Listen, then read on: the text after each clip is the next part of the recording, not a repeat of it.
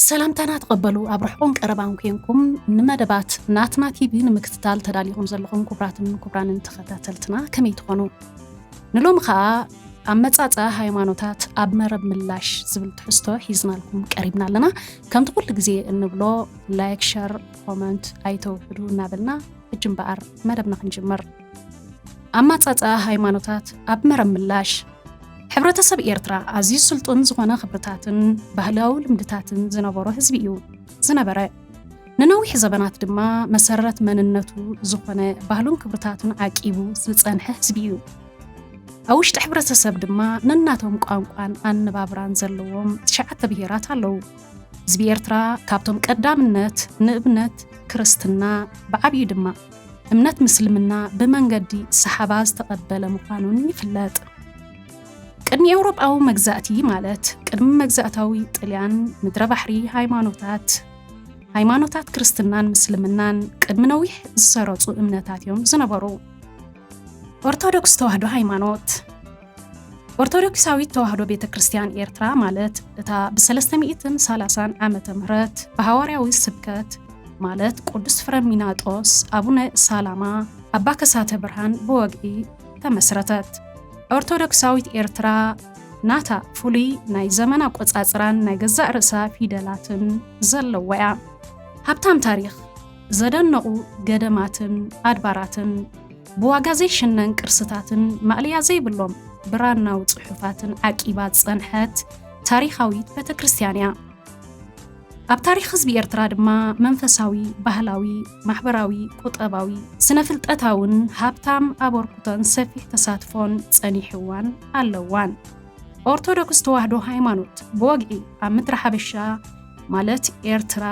ብመንገዲ ቅዱስ ፍሬምናጦስ አቡነ ሰላማ ከሳተ ብርሃን ብወግዕን ብዕልን ዝኣተወ ቅድሚ ዝእዋንዚ ካብ ዘመነ ሐዋርያት ማለት ቀዳማይ ዘመን ኣትሒዙ እምነት ክርስትና ኣብ ምብራቕ ኣፍሪቃ ሓሊፉ ይስበኽ ነይሩ እዩ ቤተክርስቲያን እንዳ ማርያም ቅድሚ ምትዕርራያት ናይ 1930ታት እዚ ዝስዕብ እዩ ካብ ግዝኣት ሮማ ብንግድን መገሻን ዝመፁ ብዝነበሩ ቀዳሞት ክርስቲያን ውን ወንጌል ይስበኽን ኣብ ኤርትራን ከባቢኣን ድማ ተለማሚዱ ከም ዝነበረ ይፍለጥ ብተወሳኺ ኣብቲ እዋን ዓበይቲ ከተማታት ወደባዊት ናይ ንግዲ መዋፈሪትን ኣዱሊስ ከምኡውን ኣብ ኣኽሱም እምነትን ስርዓትን ክርስትና ዝኽበረሉ ኣብያተ ጸሎት ነበሮም ኣብ ኣዱሊስ መጠራ ብቑዕታ ካብ ዝተረኽቡ ናይቲ ዘመን ንጉስ ሮማ ዝነበረ ካብ 138 ክሳብ 161 ዓመተ ምህረት ስም ዝተጻሕፎ ናይ ወርቂ ገንዘብ ነዘራጉድ እዩ ብተወሳኺ ካብ ሶርያ ዝመጸ ናይ እምነት ክርስትና ናውቱን ብቑዕታ ዝተረኽቡ እዩ እዞም ረኽበታት ገለ ክፋል ህዝቢ ኤርትራ ክርስትና ኣቐዲሙ ተቐቢሉ ከም ዝነበረ የብርሁ ቅዱስ ፍሬምናጦስ አባ ሰላማ እምበኣር እምነት ኦርቶዶክስ ተዋህዶ ዕላውን ወግዓውን ንኽኸውን ኣብቲ እዋን ናይቲ ህዝቢ ሃይማኖት ክኸውን እዮም ዝገበሩ ታሪኽ ኣቡነ ሰላማ ዝትርኽ መጽሓፍ ከም ዘረድአና እምበኣር አባ ሰላማ ኣቐዲሞም ኣብ መሬት ሓበሻዊ ነዊሕ ተቐሚጦም ምንባሮም ድሒሮም ናብ እስክንድርያ ከም ዝኸዱ ይሕበር ኣብ እስክንድርያ ጳጳስ ዝነበሩ ንኣባ ኣትናቴዎስ ረኺቦም ድማ ህዝቢ ሓበሻ ብዘይ ጳጳሳትን ኣቕሽሽትን ብክርስትና ኣሚኑ ዝርከብ ህዝቢ ምዃኑ ገሊጹሎም ኣቡነ ኣትናቴዎስ ድማ ንቅዱስ ፍሬምናጦስ ብጵጵስና ሸይሙ ብዓቢ ክብሪ ኣፋንዎም መንፈሳውያን መጻሕፍቲ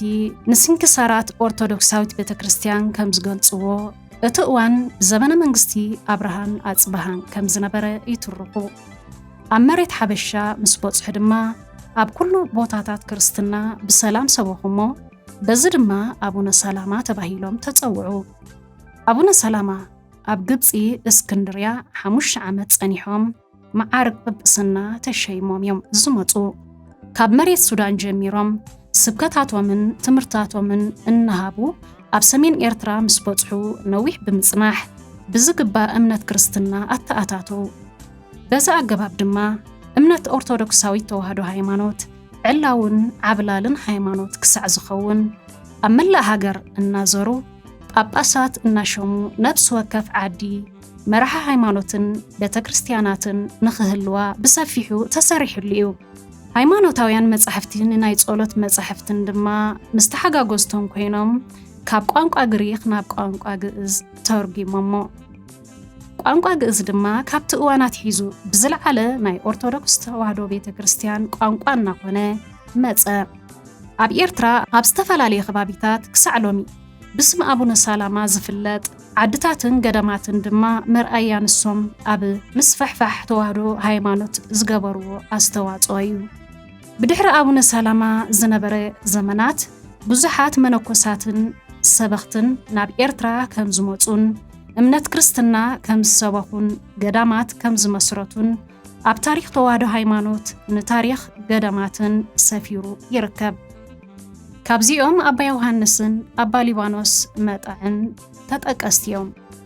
ኣባ ዮሃንስ ቀዲሞም ብምምጻእ ከም ገዳም ደብረ ሲና ዝኣመሰላ ገዳም ከም ማሕደረ መነኮሳትን ክኸውን ንዝገበሩ ክኾኑ ከለዉ ኣባ ሊባኖስ መጣዕ ድማ ገዳማት ኣቡነ ሊባኖስ መጣዕ ኣብ ጉሕጫዓ ክሳዕ ሎሚ ብንዳባ መጣዕ ዝጽዋዕ ዘሎ ገዳም ደብረ ወርቅን ሃምን ዝበሃሉ ገዳማት ዝመስረቱ እዮም።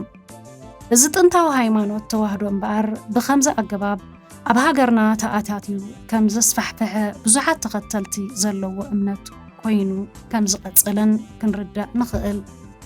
ሃይማኖት እስልምና ታሪኽ እስልምናዊ ሃይማኖት ኣብ ኤርትራ ንድሕሪት ተመሊስና ምስ እንምልከት ምስ ምውላድ እቲ ሃይማኖት ኣብ መሬት ዓረብ ዝተሓሓዝ መበቆል እዩ ዘለዎ።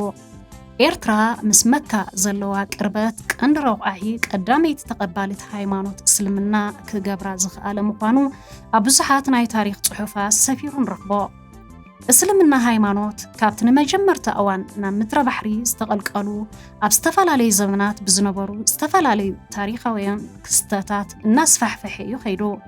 እዞም ኣገደስቲ ታሪኻውያን ፍጻሜታት ካብ ምምጻእ ሰሓባ ማለት ሰዓብቲ ነቢ መሓመድ ዝነበሩ ጀሚሩ ምስ ምስፍሕፋሕ ግዝኣት ቱርኪ ምዕስካር ግብፃውያን ኣብ ደሴታት ዳህላክን ገማግን ባሕርን ከምኡውን ወራር ኢማም ኣሕመድ ግራኝ ኣበሲና ዝኣመሰሉ እዮም።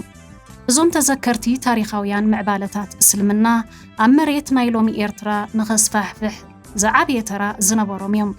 ነቢ መሓመድን ሰዓብቶምን ኣብ መካ ብዝነበሩ ኣረማውያን ይሳደዱን ንኽቕተሉ ድማ ይህደኑን ኣብ ዝነበሩሉ ናይ መጀመርያ ዓመታት ምውላድ እስልምና እዩ ዝነበረ።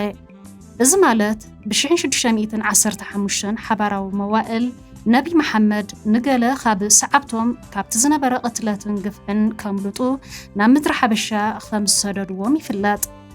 ኣብ ገለ ሃይማኖታውያን መጻሕፍቲ ምስልምና ተተሪኹ ከም ዝርከብ ድማ ነቢ መሓመድ ንምድረ ባሕሪ ምድሪ ሓቂሎም ከም ዝሓበርዎም ኣብኡ እውን ሕያዋይ ንጉስ ከም ዝቕበልዎምን ብሰፊሑ የመልክቱ። እዞም ተኸተልቲ ነቢ መሓመድ 11 ሰብኡትን 4 ኣንስትን እዮም ኮይኖም ዝተሰደዱ። ካብተን ኣንስቶም ጓሎም ንነቢ መሓመድ ርቕያ ትርከቦም እዮም ዝነበሩ። ብድሕሪኦም እውን 83 ሰብኡትን 18 ኣንስትን ናብ መረብ ምላሽ ከም ዝመፁን ካልኦት 50 ሰባት ድማ ድሒሮም ካብ የመን ናብ መዲና ከም ዝመፁን ነቢ መሓመድ ናብ ዝነበርዎ ክበጽሑ ብባሕሪ ተበገሱ እሞ ማዕበል ናብ ገማግም ባሕሪ ኤርትራ ከም ዝመፆም ብኡቢሎም ኣብ ምድሪ ሓበሻ ምስቶም ዝቐደሙ ሰሓባ ከም ዝተጸንበሩ እውን ይፍለጥ።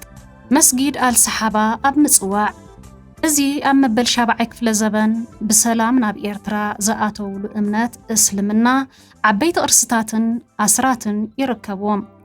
ምዝ ተተሓሒዙ ኣብ 625 ሓባራዊ መዋእል ናብ ኤርትራ ኣትዮም ሰሓባ ዝሰርሕዎ መስጊድ አልሰሓባ ናይ ኤርትራ ጥንታዊ ታሪኽ ዘለዎ ናይ እስልምና እምነት ቅርሲ ኣብ ምጽዋዕ ይርከብ።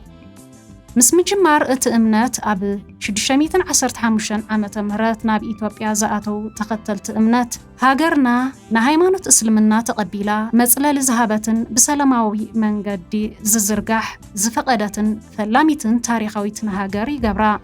ገማግም ባሕሪ ኤርትራ ከም ፋልማይ መዕቆቢ ስፍራ ተኸተልቲ ሃይማኖት እስልምና ብምዃኑ ኣብ ታሪኽ ሃይማኖት እስልምና ዝለዓለ ስፍራ ዝሕዝ እዩ። ብተወሳኺ ካልእ ንእስልምና ሃይማኖት ኣብ ምድሪ ሓበሻ ከስፋሕፍሕ ዝገበረ ዓብ ታሪኻዊ ፍጻመ ምቁጽጻር ግብፃውያን ንደሴታት ዳህላክ እዩ። ግብፂ ንባዕላ ብ640 ዓመተ ምህረት ሓባራዊ መዋእል ካሊፍ ዑመር ኢበን ኣልቃጣብ ሙሉእ ብምሉእ ተቆጻጺርዋ ነበረ። ብተመሳሳሊ ብ702 ዓመት ሓበራዊ መዋእል ናይ ኤርትራ ደሴታት ዳህላክ ኣብ እዋን መሪሕነት ከሊፍ ኡምያድ ተቆጻጺርዎም። ቅድሚ እቲ እዋን ንደሴታት ዳህላክ መዕቆብን መዋፈርን ናይ ባሕሪ ንሸፋቱ ቀርሰንቲ እዩ ዝነበረ። ግብፃውያን ነዞም ቀርሰንቲ ኣጥፊኦም ምስ ተቆጻጸርዎም ግን ናፃ ምንቅስቓስን መራኽብን ካብን ናብን መሬት ዓረብን ምድሪ ሓበሻን ኮነ። እዚ ድማ ኣብ መንጎ ክልቲኡ ህዝብታት ምልውዋጥን ንግድን ምንቅስቓሳትን ብምፍጣሩ ሃይማኖት እስልምና ናብ ዝለዓለ ከስፋሕፍሕ ከኣለ። ድሕሪ እዚ እዋን እስልምና ኣብ ምድሪ ሓበሻ ብሓፈሻ ኣብ ምድሪ ባሕሪ ድማ ብፍላይ ኣብ ዝለዓለ ኣስፋሕፊሑ ነበረ። ድሒሮም ዝሰዓቡ ታሪኻውያን ፍጻሜታት እውን ናብ ዝለዓለ ጥርዙ ተቐበልዎ። ኢማም ኣሕመድ ኣልቃዚ ኣሕመድ ግራኝ ንምድሪ ባሕሪ ክሳብ ደብ ሱዳን ተቆጻጺርዎም ብምንባሩ እስልምና ንኸስፋሕፍሕ ዝለዓለ ተራ ተፃዊት እዩ። ቀጺሉ እውን ቱርኪ ንግስነት ኦታማን ንምጽዋዕ ንገማግም ባሕሪ ብምቁጽጻሮም ንእምነት እስልምናን ኣብ ናይ ሎሚ ኤርትራ ናብ ፍርቂ ካብ ጠቕላላ ብዝሒ ህዝቢ ኤርትራ ዝተኸተልዎ ሃይማኖት ክኸውን ኣኽኢልዎ እዩ። እምበኣርከስ ክቡራትን ክቡራንን ተኸታተልትና ንሎም ዝበልናዮም እዞም ክልተ ሃይማኖታት እዮም። ኣብ ዝመጽእ ካልእ ሃይማኖታት ሒዝናልኩም ክንቀርብ ኢና። ክሳብ ሽዑ ሰላም ቀነ።